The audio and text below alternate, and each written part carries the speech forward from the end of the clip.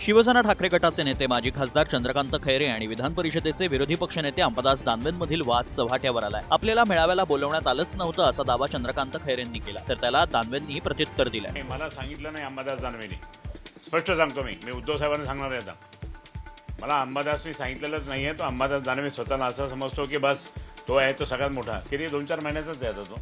ते करणार ना नाही, माझा सहभाग म्हणजे मी आहेच, माझ्या पक्षासाठी मी काही पण करेल।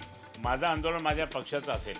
तुम्ही जर का आयोजन करता त्याच्यात त्यांना प्रमुख मार्गदर्शक होतं तरी ते समाजाच्या मेळाव्याला जातात, म्हणजे दांडीच मार्गे नाही। त्यांना विचार, मला नाका विचार। मग दांडी मार्गे आता त्यांनी मागच्या काळात माझ्यावर काय काय बोलले, मी उत्तर दिलं का?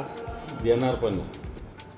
ते म्हणतात मला, आता मी त्यांचंच नाव मार्गदर्शक म्हणून टाकलं होतं, तर ते नाही आले, त्याला मी काय करू शकतो? त्यांनी दांडी मार्गे नाही, ते नागपूरला गेले होते, बोलले ते त्यांच्या समाजाचा मेळावा होता।